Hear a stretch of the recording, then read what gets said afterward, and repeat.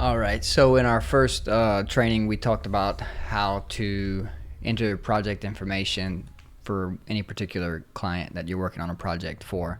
Went through the project info, set up some of your settings, and then we talked about how to input a PDF and scale that PDF to size so that we could then trace over that PDF to build our house. And so we're going to take it from there. We're going to talk about how to add building assemblies, and perform the manual J. Figure out what the load is on the house. So I have a project that I've already started on. I've basically just drawn out the house. I haven't done anything else. So we're going to kind of take it from scratch here. We haven't even put in the names of the rooms. So we're going to go ahead and start with that. Let's go ahead and get everything labeled so that we kind of know the geography of the home and the layout of the home. Room 1 is the master bath. So I will left click on the room and I'll just start typing. And I'll hit enter and that will lock in that room name. This is a water closet, small little bathroom area. And this room 3 that has the 8 CFM, this is actually just the shower. So I don't really want to separate the bathroom and the shower. So what I'm going to do is I'm going to hold down my shift key. I'm going to left click on master bath so that it's highlighted and we can see the green here. I'm going to hold down my shift key and then I'm going to left click on room 3. Then I'm going to come up to the top of my toolbar and right here there's going to be a selection that says merge rooms. I'll click that. And now we have merged these two rooms together. The master bath now includes the shower, but we still have the water closet separated. And the reason for that is that the water closet is on an exterior wall and likely has a decent amount of load on it, so we want to leave it as is. Room 4 is going to be the master closet. So again, I will left click on that area and then I'll just type in the room name. Room 7 is master bedroom. Go ahead and type that in. Room 5 is going to be the utility. Room 6 is going to be the entry. Room 11 is going to be the kitchen. Room 12 is the living room. Room 10 is the pantry. Room 13 is gonna be, let's see, bedroom 2. Sorry, I've got a physical plan set here that I'm looking down at. Now bed 2, again, we're gonna use this merge rooms. We're gonna left click on bed 2, hold down the shift key, and then we're gonna click right here and incorporate room 15. Go to the Right-J toolbar, select merge rooms. And now we've incorporated this small closet into bed 2. Room 14 is our hall. Room 16 is our bath 2. And then the same thing down here at the bottom. So this is labeled on the plans as, and we're going to call it bed 3.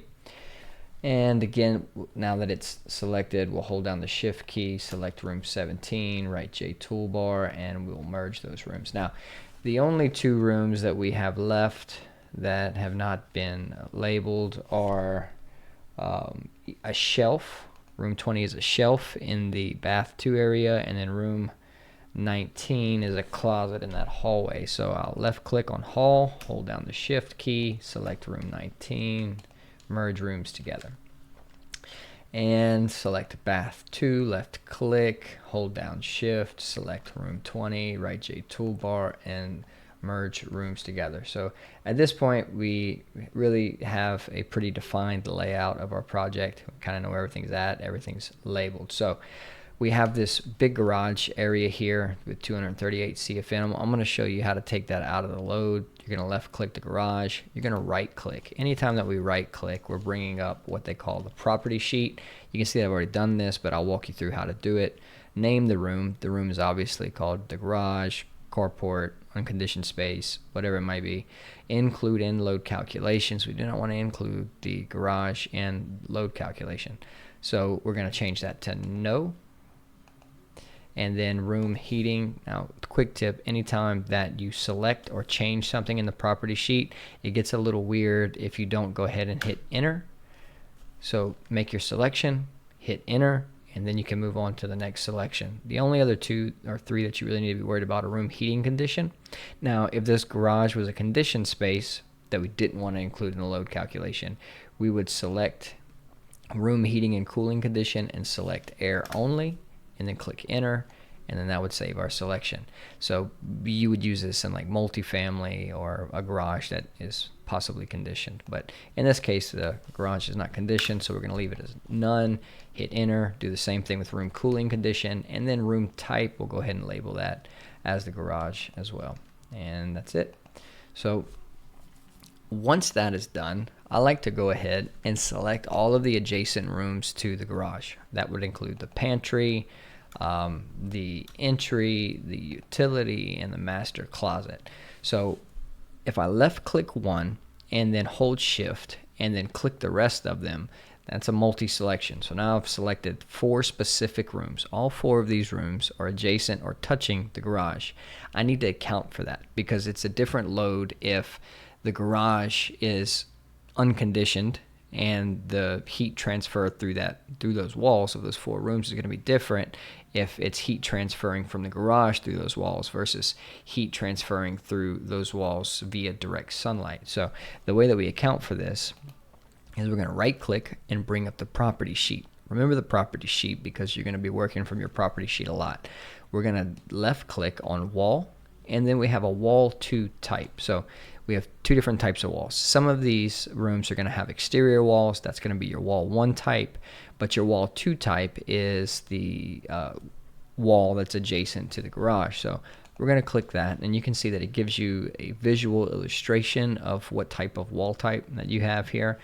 Use your common sense, right? So most garage walls are not going to be exterior metal or exterior brick. They're going to be exterior gypsum boards. So we'll do 1/2-inch gypsum, no sheathing.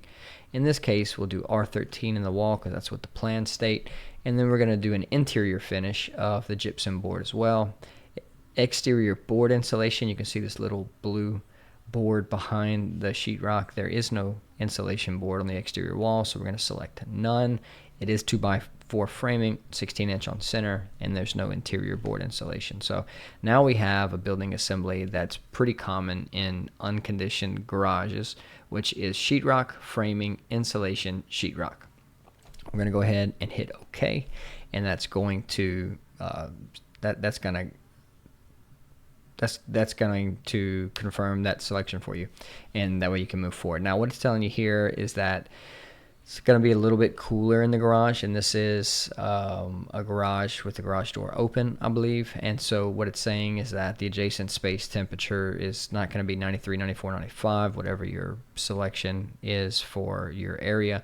It's going to be 92 degrees, a little bit less. So we're going to go ahead and hit OK. That's a manual J default. I probably wouldn't mess with that. All right, so now the garage is taken care of. After we do the garage, then I like to start making a bunch of global changes because a lot of the assemblies that we're going to start to build are going to be global around the entire home. Like, for instance, every exterior wall is going to get the same amount of insulation. The ceiling is going to get the same amount. We're not going to have different values of insulation on different walls and different values of insulation in different areas of the ceiling. So in order to make a global change, which is just a change to the entire project, what we're going to do is come over here to what they call the sheet tree. If you look at my mouse, that's called the sheet tree. We're going to left click on building and then right click, come down to select, and we're going to select all rooms. Once all rooms are selected, we're going to right click anywhere in any one of these rooms. It does not matter. That is going to bring up the property sheet. Now, any change that you make while all of these rooms are selected are going to be considered a global change. It will make the same change to every single room. So we're going to start with the walls. In this case, the walls are going to be R13. And let me look at our site survey real quick. Bring that up. And we'll look and see what the contractor has spec'd out for the exterior wall.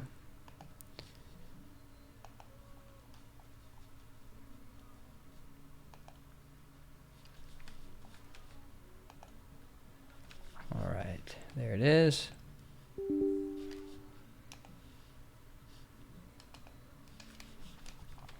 Okay, gives us our square footage, customers information, 2x4 framing, R13 wall. Now this is super helpful, especially whenever you're working with builders who tend to not have full plan sets and you need additional information to perform an accurate load calc. We'll typically send them this site survey so they can fill out the information to help us to complete the manual J, and ultimately we'll have a better product at the end. So exterior doors, ducts, furnace types, which direction does the front door face. So all of this information is going to be extremely helpful. Concrete slab, shingle roof, R38 in the ceiling, 2x4 framing, R13 wall. Now, that's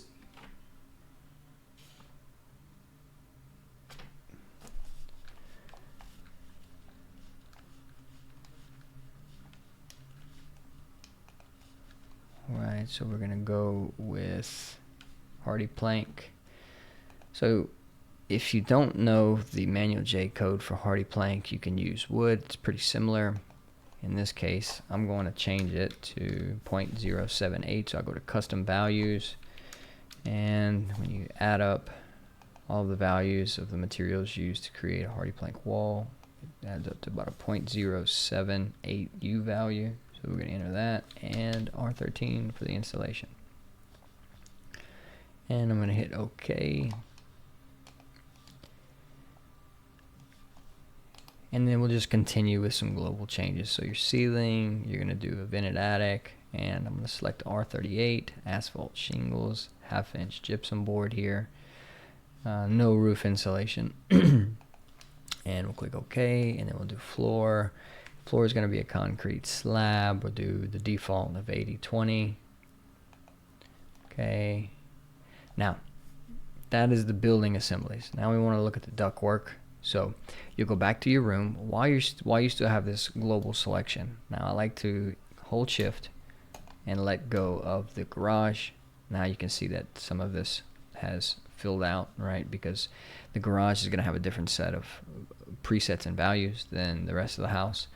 I'd like to go ahead and select the duct parameters of what type of gain factor that we're going to have in the attic, our heat loss factor, sensible gain factor, and our latent gain. So we'll just click right there on 70.1 right next to duct sensible gain factor, and we'll just start to kind of flesh out what type of application this is. So in this situation, we're going to have, if I remember correctly, single return central main, so we'll leave that close to unit. We'll do R8 ductwork,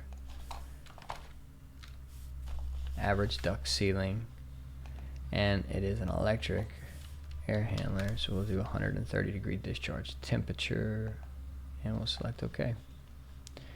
And that is a global change. That's how you do it. So you've now sorted out the garage and the adjacent spaces to the garage to make sure that we are accurately calculating the heat gain there. We have also taken care of our attic that the ductwork is going to live in, which means that we'll have an accurate heat gain or heat loss from the ductwork during the summer, during the winter.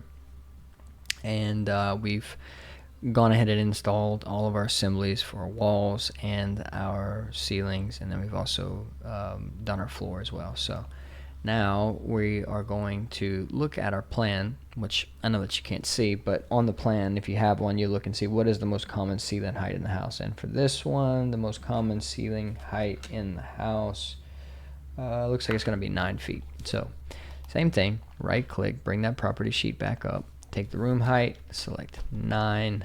That's going to make a global change. Now every single room in the house is 9. Now what I like to do is, because I picked the most common room height, now it's a lot easier for me to go in and select any room heights that maybe were not 9 feet, right? Which are going to be like the great room, the bedroom 3 area.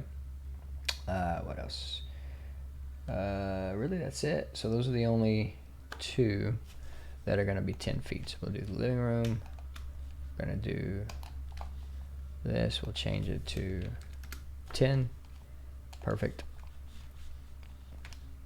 All right, now again, use that multi-select by holding down shift and select all of your bedrooms, right click, and go ahead and label those room types as bedrooms.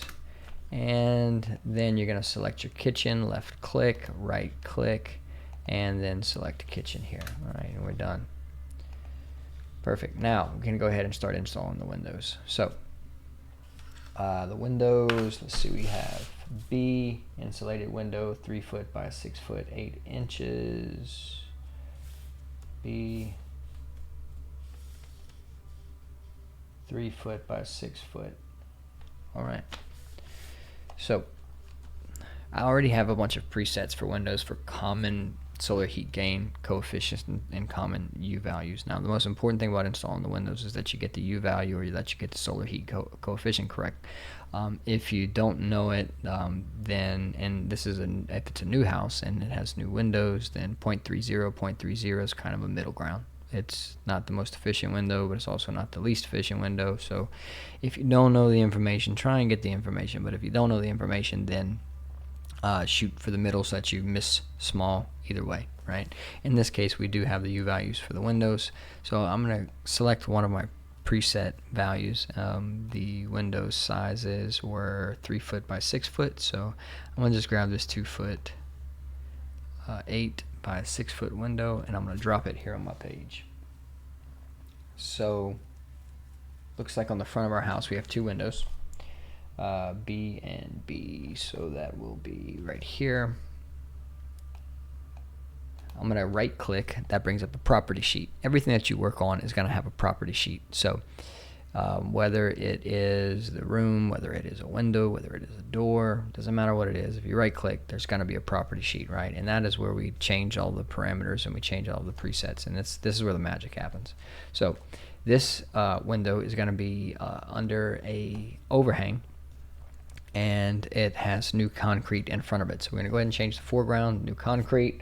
The overhang is a 10-foot ceiling, and looks like it's probably about 5 feet, maybe 7 feet. So we're going to do a 7-foot horizontal projection, because the canopy or the overhang connected to the house, which sits over the top of the window, extends out 7 feet. So 7 feet, probably have about a 7 foot 7 foot 8 inch, 7.5 feet head height. Plans don't really tell us what the head height is, so we do have to make an assumption here, unfortunately. It is a 10 foot canopy. The overhang sits 10 foot off the ground, and the window is 6 foot 8 inches. So we're going to do 7 foot 3. We're going to assume is a typical window height on 9 feet, but in this case, these 2 rooms are 10 feet, so we're gonna assume that the window head height is about 8 feet. A lot of times you'll be able to see this; it'll be marked on the plan. This plan, unfortunately, does not have it. But if the canopy is 10 feet tall, 10 feet high, and the window head height is 8 feet, that gives us a vertical separation of 2 foot. So now we have our concrete in front of our window.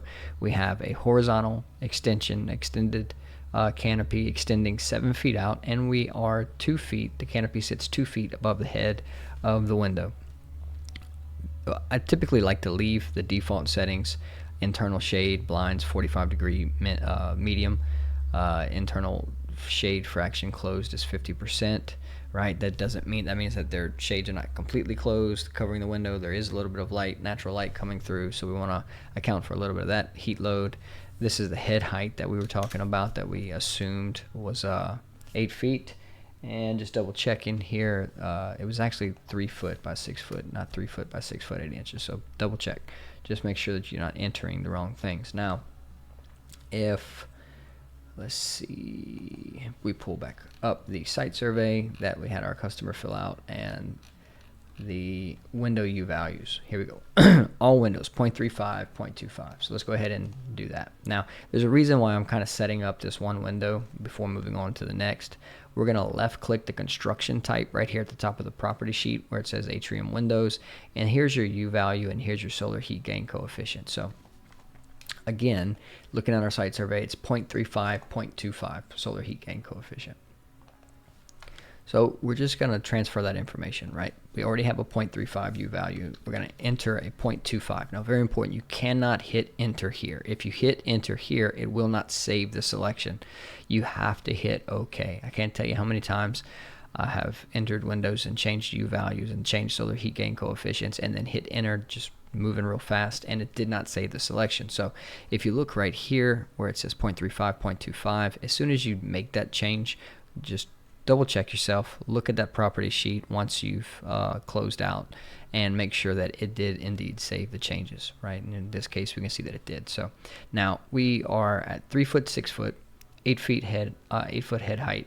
We've changed our U value, solar heat gain coefficients, accounted for semi-open blinds, 50% external bulk shade on the outside, insect screen coverage, and concrete. We've accounted for our overhang, and we've accounted for our vertical separation. So we have another window right next to this one, right on the other side in bed 3, that's under the same canopy, in front of the same concrete. So instead of having to do this work twice, what I'm going to do is select that window, and then I'm going to hold down the control key, control, and I'm going to hold it down, and then I'm going to left click on that same window, and I'm just going to drag it here to bed 3. Boom. And if you see that it didn't move this window because I was holding the control key, it copied this window, and it also copied all of the presets of that window, so I'm not having to double work myself, right? And it looks like we're approximately in the correct location here for bed 3. It's just a little bit off center. All right. Excuse me. The next window is C. So I'm going to do the same thing. I am, excuse me. I'm going to use control, and I'm going to left click on this window, hold down control, and I'm going to drag it over here to the pantry where there's a different size and different type of window, and that's okay. Now I've dragged the window over there. Now in front of this window is green grass, so I'm going to go ahead and start changing some of the selections here. 16 inches, I'm pretty sure, is the overhang. Let's just double check. Yep, seeing that this was our front porch. They were telling us that the front porch was about 74 inches, which was pretty close to what we did at 82 inches in the back. Remainder is a 16-inch overhang everywhere else. So we're going to go ahead and count for 16 inches here. So 16 inches is 1 foot 4 inches. So here's a little trick. You just click 1, hit your apostrophe there for the foot sign. It will bring up this calculator, and then you can just put 16 and then quotation for inches, right? So 1 foot, sorry, I'm messing that all up. 1 foot 4 inches, that's 16, right? Or you could just do, instead of that, however your brain works better, you could just do 16 inches and hit OK, and then it's going to calculate into a decimal format for you. Now, 1.33 is not 1 foot 3 inches. It is converting feet and inches into decimal. That's important for you to understand, that it's not giving you the feet and the inches. It's giving you the decimal version of 1 foot 4 inches, which comes to 1.33, right? And so that's why the calculator is super helpful and super powerful, because you can, however your brain works best, whether it's feet, inches, however, you just put in that into the calculator, and the calculator will convert it to the decimal for you. So super helpful tool. C is a 3 foot by 3 foot window, so we're going to go ahead and change this. Now we have a lot of C's with a lot of grass in front of it, with a lot of 16-inch overhangs. So we're going to go ahead and I don't know what the vertical separation here is because I don't have that information. So we're going to shoot for the middle and do 1.5 feet, 1.5 feet, keeping our U values, solar heat gain coefficients all the same. It's going to be on a 9 foot, so we're going to do 7 foot. And we'll do 3 inches, right? So again, use the calculator, boom, 7.25, something like that. I'm guessing, right? Once we have this in, we can go ahead and clear our property sheet. Take a look at our plans. We have one of these windows. Where else do we have a C window? C. The only other C window that we have is in the back, so in the kitchen. So I'm going to grab this window, left click, hold control, and bring it to the kitchen. Boom, 3 foot 3 inches. Now, the kitchen has a porch. So let's get rid of this. Delete. The porch is 84 inches or something like that, whatever that measurement was whenever we were looking at it. I'm just going to draw a shape here, geometry tool, and kind of mimic the back porch, right? That way I kind of know that this is the back porch. Now it kind of looks like it's another room, so a little tip here that you can change the forecolor of the shape. Here we go. And hold on one second, I'll show you what that looks like.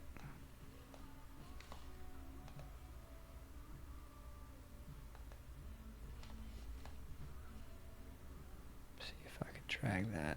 It's popping up on the other screen. So, all right, well, maybe not. So I'm gonna just change the color, the forecolor, so that I have a little bit different color there.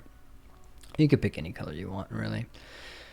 If you want to do dark gray, light gray, whatever it is, because it's something that just lets you know that, hey, this is not a room, this is a porch.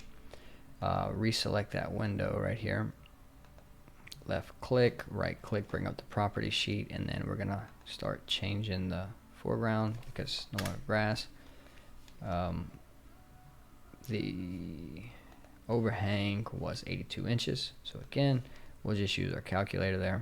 Horizontal overhang is 82 inches. Look right there, pops up on the calculator. Convert to a decimal, 6.83. There we go. The rear porch is 9 foot 4 inches, maybe, is the ceiling height. So we'll say that, yeah, say about 1.5 feet. I'll keep that defaulted there. And it's 3 feet by 3 feet. Yeah, that's correct. Let's check our other one, make sure we didn't make a mistake. That measurement was wrong. Let's see if this one was wrong. Nope, that one's right. Okay, so we've now drawn 4 windows, and our next window is an A window. So that is a twin window, which is 2 foot 6 inches by 6 inches. Now I'm not gonna draw 2 foot 6 by 6 foot. I'm gonna take this window here, hold control again, and just copy and paste, and I'm gonna bring it right here. Now, a twin means that it's a big window. Essentially, it's 2 2 foot 6 inch panels. So that would be 4 or 5 feet. So that's a 5 foot window right there. 6 feet tall. 5 by 6. Yep, there we go. Okay, and still got the concrete, still got the horizontal. So you can see how this kind of speeds things up for you, right? Is there any other A windows? Doesn't look like it, so that's gonna be our only A window. So the last window is gonna be a D window, which is 3 by 5. So now these D windows are going to be grass. So I'm gonna take a window that's in a similar application, and I'm just gonna left click, I'm gonna hold control, and I'm gonna drag, and I'm gonna drop. And this is actually center of this room, so I'm just gonna grab this, pull it over to the center, and just change this to 5, and then we're good to go. I don't have to do anything else because everything is already there. And that's D. And then there's also that same window with that same foreground, same U value is also in the bedroom, so I'm gonna drop that into the bedroom. And that's it. That is literally, just make sure, that is all of our windows. All right, cool. So now we're going to talk about doors. Doors are a little bit different. Doors can be doors, or if there's more, if more than 50% of the surface area of the panel is glass, we're going to draw the door as a window. And we're gonna treat it like a window, because technically it kind of is a window, right? Because it has so much glass on it. These doors, so for the front door, it's 3 foot, 3/4 light, single panel. All right, so 3/4 of the door is glass. So I'll pull a template that I've already made, 3/4 glass. There we go, boom. And we'll just drop that there. Now the size of that door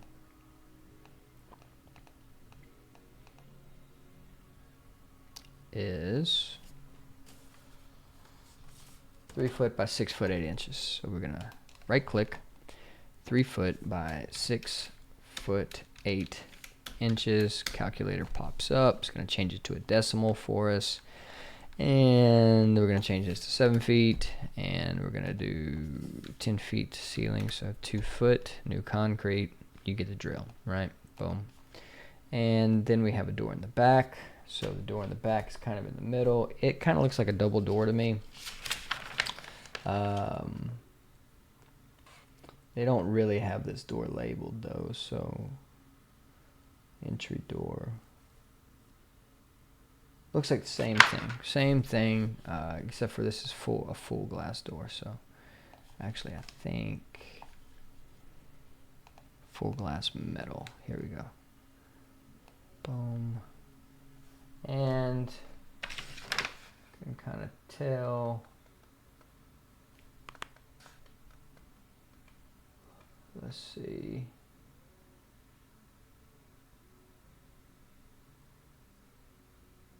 Yeah, I don't know. The plans are not super helpful, but you work with what you got. So do 3 foot by 6 foot 8 inches. So 6 apostrophe pops up the calculator. Hold down shift, quotation, 8, shift, quotation, 8 inches, and okay. There you go. And we're going to have a vertical separation of, what was it? Let's look at the rest. 6.83. So I'll just type that in here. 6.83. Perfect.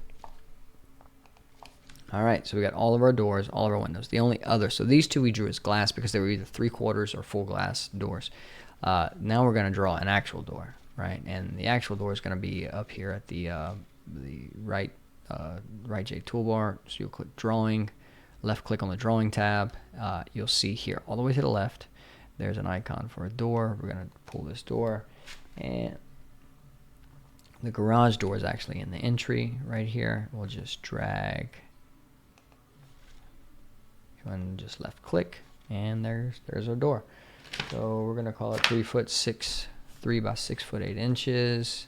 And we're going to right click on it and bring up the property sheet. Most of these doors are the same. Now this isn't a garage, so it's completely shaded from the sun. So we're going to use this selection for shaded here for things that the sun cannot reach, right? And that is a garage door. 6 foot 8 inches. There we go. And you can change the direction of the opening. Really has no effect, but if you're OCD and you want to make sure that you got the right swing on the door, you can change it to whatever you want. Bottom left, bottom right, top left. There we go. Then if you click on construction type, left click on the 11CO here, we're going to take out that storm door. No one has a storm door in the garage. And they're typically metal fiberglass cores, so if you don't know what the material is, that's a pretty safe choice. And that's it. So now we've drawn our entire house. We've set our ceiling heights. We've installed our building assemblies, our 13 walls with our 38 ceilings, hardy plank, vented attic with dark shingles, and we've installed our windows, we've installed our doors, and so let's talk about how to put people and things in the house. So Manual J has very strict rules about how to do this. You take the number of bedrooms, and add one person. So if there's 3 bedrooms, it's 3 people plus one more. That's 4 people total. So there's also there's also guidance for where to put these people. So it really doesn't matter where you put them. Some people will try and pad certain areas of the house with people. In my opinion, it really doesn't matter. As long as the BTUs are in the house, the load is in the house, then you can always move air around to however the people, whatever their lifestyle is like, right? So if you left click like the living room, for instance, Manual J's guidance is going to tell you to add a lighting load. So we'll click, let me show you how I got here real quick. Kind of did that fast, but anyway, property sheet again, right? And then room, and then we're going to click internal loads right here. You see this internal loads BTU, left click, and then we're going to add the guidance as 2 people in the living room. The thought process behind this is that you want to add people in places where they might be hanging out at the hottest point of the day, which is typically around like 3 or 4 o'clock, right? So we don't really find that a lot of people are hanging out in the bedrooms or in the bathrooms or the hallways or anything like that at 3 or 4 in the afternoon. They're typically, if they're even home, hanging out in the living room or the kitchen, right? They're either cooking or they're watching TV. So we've added 2 occupants and we've added a lighting load to the living scenario 1. I'm going to click OK. That's going to confirm that selection. I'll left click kitchen. We're going to do the same thing. Internal loads, occupants, will add 1 person. And then we'll add the kitchen load. We typically are going to just use the refrigerator and range with vented hood. If they have more than a normal amount of appliances in the kitchen, you can always choose scenario 2, but in most cases you'll likely use the default scenario. And so now we have people in the living room, we have a person in the kitchen, we have a total of 3 people, and we have our lighting and we have our appliance load in here. We're also going to go to the utility room and add another appliance here. Your dryer, obviously, it will create heat, so we're going to account for that.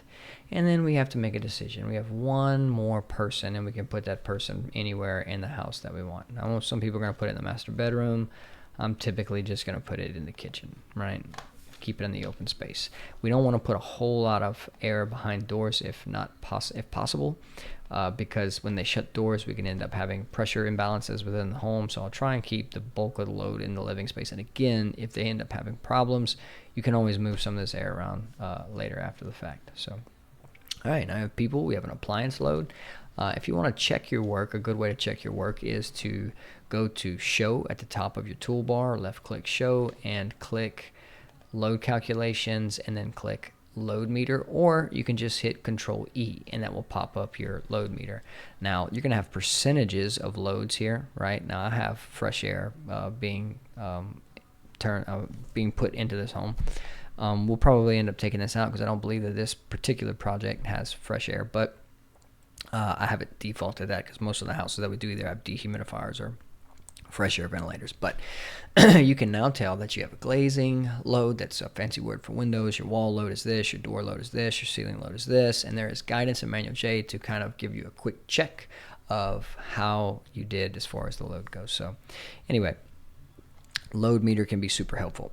It can also tell you if it thinks that you did something wrong, right? And if you go to the messages tab right here on the load meter, it will tell you that, oh, we think that you overestimated something, or maybe there's too many windows on one side of the house. But let's talk about that. So in this case, it says that the large fenestration gain for part of the day. There is a large fenestration gain. Now that just means that for the hottest part of the day on the hottest side of the house, there's quite a few windows, and they believe that it's going to be hard to keep this particular area of the house comfortable. So that tells me that, okay, let me check and make sure that I actually have the correct orientation of the house. So I'll pull my site survey back up, and I'll look at the direction that they specified that the front door will face. And they're specifying that the front door faces northeast. So indeed, we do not have the correct orientation. So the way that we're going to fix this is we'll double click the compass. This is our front door. So we want to change the front door, or the orientation of the house, to where the front door faces north. I already forgot. What was it? Northeast. So northeast would be here, and there it is. It's facing northeast. So then we'll go back to Show, Load Calculations, Load Meter, and we'll see if this made any type of a difference, right? And here it is. Let me show you. zone entire house has relatively large fenestration gains for part of the day, right? Well, it didn't fix it. So we still have that message. If we go to our AED, which is our excursion summary, then it tells you approximately what time of the day that the house is going to experience this extra load, right? It's only going to be about a 573 BTU excursion, so I don't think it's much. I don't think there's a lot to worry about there, but anyway, good to know that possibly at a certain time of day, a certain part of the house may be a little bit uncomfortable. So if it gets really bad, we can always address it with zoning or some other supplemental cooling, or maybe just really creative design. So anyway, that's it for the actual drawing and the draw screen portion of the load calculation. We also need to make sure that we go to our infiltration page and use the blower door method. So this house, the blower door, I don't think that they gave me a target. I really wish that they would. Yeah, they left that part blank. So we know that in this area that the minimum code requirement for blower door is 7 air changes. We're going to use 7 air changes. This is shielding, which means that if this is a suburban urban like area where there's houses and fences and everything, and there's a lot of things blocking the wind from the house, then maybe it would have a different experience than if this was sitting in the middle of a field with no trees, no nothing, and it's getting just hammered by the wind all the time. So in this case, I believe that there's probably a few obstructions nearby, but it's not like in an open field, so we're gonna choose that selection, too few obstructions. And then once we're finished with our infiltration page, we will go to let's see, our zone information page. Now this is where I'm going to take out the fresh air that I've got defaulted going in, right? So we either typically have fresh air ventilators or dehumidifiers in homes that require that we add in some makeup air so we can account for the amount of heat gain or heat loss that we may experience from a supply-only ventilation. So you would just click central vent type, and then you would just turn this off, set it to none, and then we're good to go, right? And if you wanted to add fresh air ventilation, then you would go to zone information, which you can find here under the show tab, and then go to zone information, or just click Control J, and it will pull this page up. This also kind of gives you your J1 form, which just gives you like a real quick and dirty calculation for the load. And you can see that according to the parameters that we have selected, this is a, how many square feet? 1,794 square foot house. And we have roughly about a 2.5 ton load on the home. So we're going to have to find equipment to kind of match what the load is on the home. Our heating load is about 33,295 BTUs, sensible 20,684, and our latent is 5,301. And so it has calculated the load on the house. Now we have to find or select the equipment that's going to match the load on the house, and that'll be next time.